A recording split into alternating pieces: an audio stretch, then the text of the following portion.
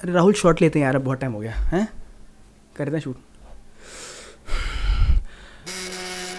Sorry यार, एक minute phone आ गया, इसमें कट करते हैं। हाँ भाई, अच्छा तुमने मेरी वीडियो देखी थी, अच्छी लगी? क्या बोल रहे हो? Ryzen 3700X लेना चाहिए था।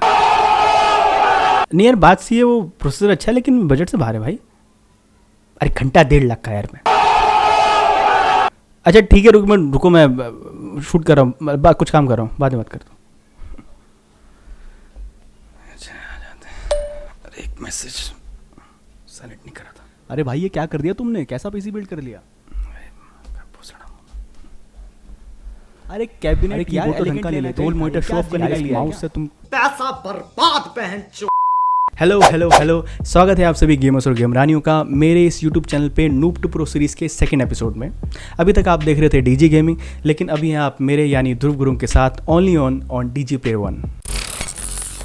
सबसे पहले तो from the bottom of my heart धन्यवाद है आप सभी का मेरी लास्ट वीडियो को इतना अच्छा रिस्पॉन्स देने के लिए। मुझे लगा था कि कुछ 100-200 व्यूज़ आएंगे, लेकिन ये तो टू मच है। तो चलिए बात करते हैं नूब से प्रो बनने की अपनी जर्नी के दूसरे पड़ाव पे। मतलब आपने पीसी बिल्ड भी करवा लिया है, आप बहुत ज़्यादा खुश हैं। अब अपनी आरजीबी लाइटिंग को ऐसे देखते हैं जैसे कोई आर्टिस्ट अपने मास्टरपीस को देखता है। मगर बॉस वेट, अभी आपकी अग्नि परीक्षा होनी बाकी है। तो पीसी बिल्ड करवाने के बाद जब आप कुछ फालतू बातों के बारे में सोचेंगे कि कौन कौन सी गेम्स डाउनलोड करनी है, कैसे अपना लाइव स्ट्रीमिंग सेटअप बनाना है, मतलब इसी तरह की कुछ फालतू बातें, तब पता नहीं कुछ एक्सपर्ट्स आएंगे और आपको ये प्रूव कर देंगे कि आपने ना सिर्फ ये पीसी बिल्ड बनवा के बल्कि इस दुनिया में आके भी बहुत बड़ी गलती कर दी है। धिक्कार है। तो उन्हीं एक्सपर्ट्स को डेडिकेटेड है मेरा आज का वीडियो। वैसे मैं अपने पीसी बिल्ड के सारे कंपोनेंट्स और उनके प्राइसेस रिवील करने जा रहा हूं, तो अगर आपको भी मेरी तरह ही गलती करनी है तो आप मेरा ये वीडियो देखिए, आपको भी पीसी बिल्ड करने के कई नए आइडियाज़ आएंगे। वैसे मैं इन कंपोनेंट्स के कुछ ऑल्टरनेटिव्स भी आपको बताने जा रहा हूँ, तो अगर आपको भी ऐसा ही बिल्ड बनाना है तो बने रहिए मेरे साथ और बिना किसी बकचोदी के शुरू करते हैं। तो गेमर्स और गेमरानियों, मैंने अपने पीसी बिल्ड के लिए जो सबसे पहला कंपोनेंट चुना था वो था मदरबोर्ड, और जो मैंने मदरबोर्ड लिया है वो है MSI की तरफ से आने वाला B450 Pro VDX Max, जो मैंने लिया है SMC इंटरनेशनल से सिर्फ और सिर्फ 7000 रुपीज़ में। अब आपके दिल में भी उन्हीं एक्सपर्ट्स की तरह सवाल उठ रहे होंगे कि डीजी, जब मार्केट में B550 मदरबोर्ड्स अवेलेबल हैं तो आपने B450 मदरबोर्ड क्यों ही लिया? Ryzen के आने वाले 4000 सीरीज़ के प्रोसेसर B550 को सपोर्ट करेंगे, जो कि अपनी जगह बिल्कुल सही बात है। हाँ, Ryzen के आने वाले प्रोसेसर B550 को ही सपोर्ट करेंगे। तो आखिर मैंने B450 का मदरबोर्ड लिया ही क्यों? इसके पीछे दो मेन रीज़न हैं। पहला अवेलेबिलिटी और दूसरा है प्राइसेस। जी हाँ, आपको पता ही होगा कि अभी इस वक्त पूरी दुनिया में किस तरह की सिचुएशन चल रही है। कोरोना वायरस का कहर है, चीज़ें टाइम पे रिलीज़ नहीं हो रही हैं, और अगर वो हो भी रही हैं तो उनके प्राइसेस इतने ज़्यादा हैं जिसे आम लोग अफोर्ड नहीं कर सकते हैं। इसका बहुत अच्छा एग्जांपल है B550 मदरबोर्ड। अगर अभी आप मार्केट में B550 मदरबोर्ड लेने जाएं तो वो 15 to 20K के बीच में सेल हो रहे हैं, जो X570 मदरबोर्ड के प्राइस के बराबर है। तो अगर आप 550 कंसिडर कर रहे हैं तो आप बिल्कुल भी बजट पीसी नहीं बना रहे होंगे। तो B550 मदरबोर्ड लेने का मेजर रीज़न ये है कि आपको फ्यूचर में अपग्रेड करना है और Ryzen के 4000 सीरीज़ के प्रोसेसर लगाने हैं। तो मेरा आपको एक सजेशन है कि आप अपना पीसी बिल्ड अभी मत कीजिए, पहले प्रोसेसर लॉन्च होने दीजिए, देन आप अपना पीसी बिल्ड कीजिए। वैसे अगर आप अपना बजट थोड़ा सा और बढ़ा सकते हैं तो मैं आपको सजेस्ट करूंगा कि आप Pro VDX Max की जगह MSI की तरफ से आने वाला Tomahawk Max लें, जो इससे काफ़ी बेहतर मदरबोर्ड है। तो चलिए, प्रोसेसर्स की अब इतनी बात हो ही रही है तो मैं आपको बता ही देता हूं कि मैंने अपने पीसी बिल्ड में कौन सा प्रोसेसर लगवाया है। मैंने लगाया है हम सबका प्यारा दुलारा Ryzen 5 3600, जो इस वक्त मार्केट में अफीम की तरह बिक रहा है। Ryzen 5 3600 6 कोर और 12 थ्रेड के संग आने वाला एक ज़बरदस्त प्रोसेसर है। अगर आपको मल्टीटास्किंग करनी है, गेमिंग, एडिटिंग, स्ट्रीमिंग, तो उसके लिए Ryzen 3600 एक परफेक्ट प्रोसेसर है जो परफेक्ट प्राइस पे भी आता है। वैसे अगर आप इसे ऑनलाइन सर्च करेंगे तो इस वक्त इसकी प्राइस 17 to 18K दिखाई देगी, लेकिन मैंने इसे ऑफलाइन मार्केट में लिया है 15,500 के परफेक्ट प्राइस पे। वैसे अगर आप कुछ कम पैसे खर्च करना चाहते हैं और अपने परफॉर्मेंस से भी कॉम्प्रोमाइज़ नहीं करना चाहते तो मैं आपको 2 प्रोसेसर सजेस्ट करने जा रहा हूँ। एक है Ryzen 7 2700 जो कि 8 कोर 16 थ्रेड के साथ आने वाला एक ज़बरदस्त प्रोसेसर है।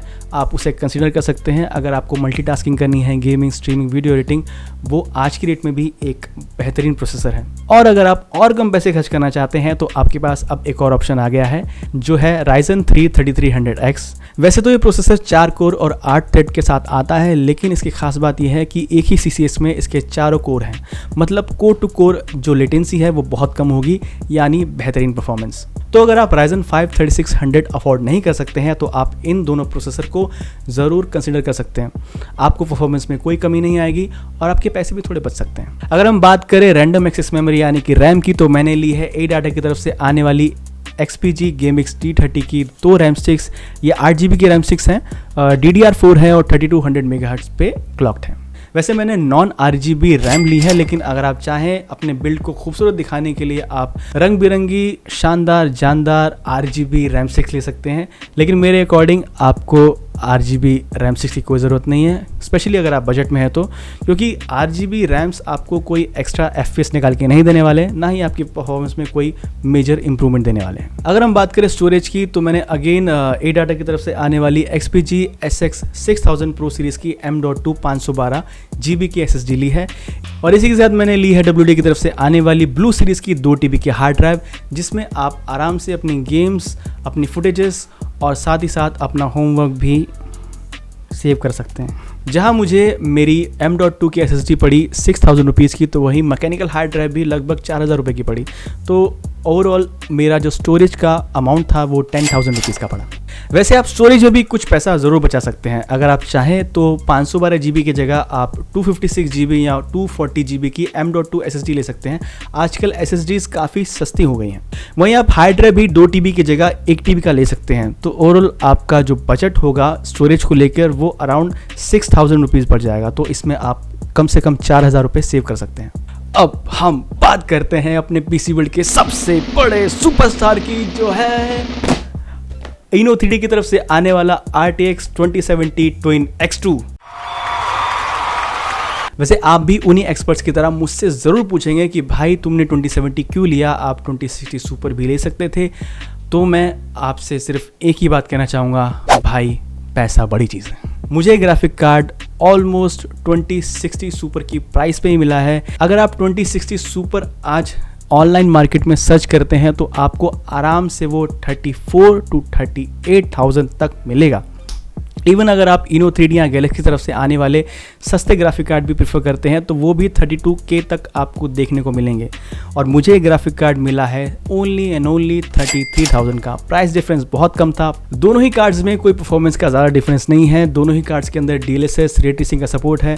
इवन दोनों ही कार्ड GDDR6 की 8 GB VRAM के साथ आते हैं। अगर इनमें कोई डिफरेंस है तो सिर्फ CUDA कोर्स का। RTX 2070 के CUDA कोर्स 2060 सुपर से थोड़े कुछ ज़्यादा हैं, और परफॉर्मेंस के मामले में भी 2070 RTX 2060 से 8 to 10% ज़्यादा है। बट आपकी बात बिल्कुल ठीक है, आप 2060 सुपर ज़रूर ले सकते हैं अगर वो आपको इससे भी अच्छी प्राइसिंग पे मिले। इवन अगर आप ग्राफिक कार्ड में थोड़े पैसे बचाना चाहते हैं तो मैं आपको सजेस्ट करता हूं कि आप 1660 सुपर की तरफ भी जा सकते हैं अगर आप एक बिल्कुल बजट PC बिल्ड बनाने जा रहे हैं। 1660 सुपर एक काफ़ी केपेबल कार्ड है, मतलब आपको वो मीडियम टू हाई सेटिंग में 100+ FPS दे सकता है। तो आपका गेमिंग परफॉर्मेंस कहीं से भी फीका नहीं पड़ने वाला है। और हर एक PC बिल्ड को संभालने के लिए एक अच्छे पावर सप्लाई की ज़रूरत है। तो हमने भी लिया एंटेक की तरफ से आने वाला 700 वाट का VP80+ पावर सप्लाई। वैसे मेरे PC बिल्ड को संभालने के लिए इतनी ज़्यादा पावर सप्लाई की ज़रूरत तो नहीं थी, लेकिन मैंने थोड़ा फ्यूचर प्रूफिंग के बारे में सोचा कि आगे फ्यूचर में जब मैं अपग्रेड करूँगा तो एटलीस्ट मुझे पावर सप्लाई में एक्स्ट्रा अपना पैसा खर्च ना करना पड़े। और मैं आपको भी ये रिकमेंड करूँगा कि आपकी भी PC बिल्ड की जितनी भी पावर सप्लाई है उससे आप 100 वाट ज़्यादा ही लीजिए, क्योंकि पावर सप्लाई एक ऐसी चीज़ है जिसमें पैसा बचाना मैं रिकमेंड नहीं कर सकता। और जैसे कि हर एक PC बिल्ड के कंपोनेंट्स को संजो के रखने के लिए एक अच्छे कैबिनेट की ज़रूरत होती है, तो मैंने भी ऐसा ही एक बेहतरीन कैबिनेट लिया है जो कि है शॉट। अरे मार दिया बहनचोद। सॉरी भाई, गुस्से में थोड़ा इधर उधर निकल जाता हूँ। अबे साले। तो जोक्स अपार्ट, मैंने जो अपने पीसी बिल्ड के लिए कैबिनेट लिया है वो है एंटी स्पोर्ट्स की तरफ से आने वाला आइस 511 MT। इसमें आपको 4 RGB के बेहतरीन फैंस मिल जाते हैं, जिसमें आपको मल्टीपल प्रीसेट्स भी देखने को मिलते हैं, तो आप इसके साथ अपनी ज़िंदगी जगमगा सकते हैं। इतना ही नहीं, इसके फ्रंट में आपको मैच फिनिश देखने को मिल जाएगी, यानी आपको एयर फ्लो में कोई भी दिक्कत नहीं आने वाली है। और इस कैबिनेट के टॉप में आपको power on off button, LED preset button, इसी के साथ आपको 3.0 का एक USB पोर्ट और 2.0 के 2 USB पोर्ट देखने को मिल जाएंगे। और इसी के साथ इसमें बाकी सभी कैबिनेट की तरह हेडफोन जैक और माइक इनपुट जैक भी देखने को मिल जाएगा। एंटी स्पोर्ट की तरफ से आने वाला एक कैबिनेट काफ़ी स्पेशियस है, ये एक मिड टावर कैबिनेट है। आप इसमें आराम से फ्यूचर में अपग्रेड कर सकते हैं और 240 mm के बड़े बड़े RGB फैंस लगा सकते हैं। यहाँ तक कि आप इसमें बड़े बड़े AIO वाटर कूलर भी आराम से इंस्टॉल कर सकते हैं। मुझे इस कैबिनेट का प्राइस SMC इंटरनेशनल में मिला 4000 रुपये। तो अगर आप मेरे PC बिल्ड का ग्रैंड टोटल करेंगे तो वो होगा 81,000 रुपीज़। वो भी तब जब मैंने इसमें 512 GB की SSD, 2 TB की हार्ड ड्राइव, 2070 RTX कार्ड और इसके अलावा 3200 MHz की रैम स्टिक्स लिए हैं। और अगर आप ध्यान से देखें तो आप इसमें आराम से प्राइस कट कर सकते हैं। आप 512 GB की जगह 240 GB की SSD, साथ ही 1 TB की हार्ड ड्राइव ले सकते हैं। प्रोसेसर में मैंने आपको ऑलरेडी 2 ऑल्टरनेटिव दे रखे हैं, आप उसमें से किसी को चूज़ कर सकते हैं। आप 3200 MHz की रैम की जगह 3000 MHz की रैम ले सकते हैं, वो आपको थोड़ी सस्ती पड़ेगी, बट मेरे अकॉर्डिंग अगर आप पूछें तो 3200 is standard now days.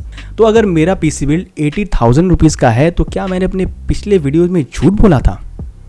Actually बात यह है कि मैंने बिल्कुल स्क्रैच से अपना PC बिल्ड किया है, और PC बिल्ड में सिर्फ PC कंपोनेंट ही नहीं, पेरिफेरल्स भी आते हैं। और बात करें पेरिफेरल्स की तो यहाँ मैंने डुअल मॉनिटर लिया है। यहाँ गेमिंग के लिए मैंने लिया है सैमसंग की तरफ से आने वाला CFG 73 गेमिंग मॉनिटर, जो 144 हर्ट्ज और 1 मिलीसेकंड के रिस्पॉन्स टाइम के साथ आता है। इसी के साथ मैंने LG की तरफ से आने वाला उनका 24 MP 59G IPS डिस्प्ले का मॉनिटर लिया है। जैसा कि हम सब जानते हैं IPS डिस्प्ले कलर रिप्रोडक्शन के मामले में कितनी अच्छी होती है, इसलिए सेकंड मॉनिटर ये मेरा बेसिकली कंटेंट क्रिएशन के लिए है। तो जहां मैं सैमसंग के मॉनिटर की बात करूं तो मुझे उसका प्राइस 17,500 पड़ा, तो वहीं LG का मॉनिटर अराउंड 10,000 का था, तो ये हो गया 27,500 के मेरे डुअल मॉनिटर। और ये दोनों ही मॉनिटर्स 24 इंच के हैं, जो मेरे PC सेटअप के हिसाब से बिल्कुल परफेक्ट साइज़ है। वैसे तो दिल्ली में लाइट जाने का कारोबार काफ़ी कम हो गया है, लेकिन कभी कभी बिजली फिर भी धोखा दे ही जाती है। तो इसी अनचाहे पावर कट से अपने महंगे PC कंपोनेंट्स को बचाने के लिए मैंने लिया है माइक्रोटेक कंपनी की तरफ से आने वाला 1 kV का UPS, जिसका प्राइस मुझे पड़ा 4,500 रुपीज़। मेरे पिछले वीडियो में मेरे काफ़ी भाइयों ने मुझसे पूछा कि मैं ऑडियो कैसे रिकॉर्ड कर रहा हूँ, तो ये इस वक्त माइक्रोफोन जो आप देख रहे हैं वो है टास्कम TM80, और ये है इसका प्री एम्प, इसका मॉडल नंबर है US 2x2। वैसे ये पिक पूरा बंडल आता है टास्कम 2x2 करके, मैं उसका लिंक आपको डिस्क्रिप्शन बॉक्स में दे दूंगा, आप वहाँ से उसे परचेस कर सकते हैं। अब बात गेमिंग की कर रहे हैं तो हमें एक हेडफोन तो चाहिए ही चाहिए। तो मेरे पास एक हेडफोन पहले से पड़ा हुआ है, जो है Sennheiser कंपनी की तरफ से आने वाला HD206। वैसे तो ये एक स्टूडियो हेडफोन है, लेकिन गेमिंग में भी आपको इससे कोई कम परफॉर्मेंस नहीं मिलती है, मतलब कि आपका ये काम चला लेगा। तो अगर पेरिफेरल्स की तरफ आगे बढ़े तो मैंने एंटी स्पोर्ट की तरफ से आने वाले MK1000 सीरीज़ के मैकेनिकल कीबोर्ड और एंटी स्पोर्ट्स की तरफ से ही आने वाला उनका गेमिंग माउस GM100 भी लिया।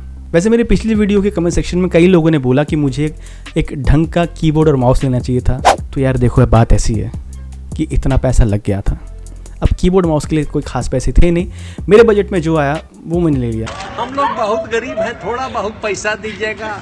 और ये भी कोई बजट कीबोर्ड और माउस नहीं है, ये कीबोर्ड मुझे पड़ा 2,000 रुपये का और माउस मुझे पड़ा 1,000 रुपये का। अब मैं जानता हूँ कि बहुत सारे लोगों के लिए 3,000 रुपीज़ का प्राइस कुछ भी नहीं होगा गेमिंग माउस और कीबोर्ड के लिए, लेकिन ट्रस्ट मी, जिसने बचपन से 150 रुपये का कीबोर्ड माउस कॉम्बो चलाया हो उसके लिए ये बहुत बड़ी प्राइस है। वैसे अपग्रेड की बात करूँ तो बॉस ऐसा है कि आपने ध्यान दिया होगा कि मैंने इसके अंदर स्टॉक कूलर लगाया है, ना कि कोई थर्ड पार्टी से आने वाला लिक्विड कूलर, ना ही कोई एयर कूलर। तो हाँ, हाई परफॉर्मेंस टास्क में अक्सर मेरे CPU का टेम्परेचर 90 हिट कर जाता है। तो हाँ, अगर फ्यूचर में मैं कुछ चीज़ अपग्रेड करना चाहूँगा तो वो होगा मेरा कूलिंग सिस्टम, साथ ही साथ अगर बन पड़ा तो कीबोर्ड और माउस भी चेंज कर लेंगे। तो अगर पेरिफेरल्स के साथ मेरे PC बिल्ड कंपोनेंट्स के पार्ट को जोड़ दिया जाए तो ग्रैंड टोटल बन रहा है 1,16,000 रुपये का। तो 1.5 लाख की बात बिल्कुल गलत है, उसमें मेरे दोस्त के कंपोनेंट्स का भी प्राइस इंक्लूड है, जो है RTX 2070, जिसकी अनबॉक्सिंग का लिंक मैं आपको डिस्क्रिप्शन बॉक्स में ऑलरेडी दे चुका हूँ। इसी के साथ उसने एक रैम स्टिक भी ली थी, तो उसका भी 36,500 रुपीज़ इसमें जोड़ लीजिए, तो आपका ग्रैंड टोटल कुछ 1,50,000 समथिंग होने वाला है। तो कुल मिला के बात यह है बॉस कि अगर आप भी पीसी बिल्ड करने की सोच रहे हैं तो उसमें आप अपने पेरिफेरल्स को ज़रूर जोड़ लीजिए, क्योंकि उसका भी एक अच्छा खासा बजट होता है। वैसे अगर आप चाहें तो ये सिमिलर बिल्ड आप 1 लाख से कम में कर सकते हैं। आप डुअल मॉनिटर की जगह सिंगल मॉनिटर ले सकते हैं। अगर आपके घर पे इन्वर्टर है तो आपको यूपीएस लेने की ज़रूरत नहीं है। और भी कई छोटे बड़े चेंजेस हैं जिसको करके आप ये सिमिलर बिल्ड 1 लाख से कम में कर सकते हैं। या इवन अगर आप ग्राफिक कार्ड में थोड़ा ऊपर नीचे कर सकते हैं, 1660 सुपर ले सकते हैं, तो इवन आपका पूरा बिल्ड 80K के अंदर भी आ सकता है। तो ये थी मेरे पीसी बिल्ड की पूरी कहानी आपके भाई की ज़ुबानी। Thank you so much for your support. Please अपना सपोर्ट ऐसे ही बनाए रखिए। प्लीज़ मेरे चैनल को लाइक कीजिए, सब्सक्राइब कीजिए, शेयर कीजिए, क्योंकि लंबे रास्तों में अकेला चलना अक्सर बोरिंग हो जाता है। तो आई होप आपको हमारा एपिसोड पसंद आया होगा। जल्दी मिलते हैं इस जर्नी के अपने नेक्स्ट एपिसोड में। तब तक के लिए tata, goodbye, take care and sayonara.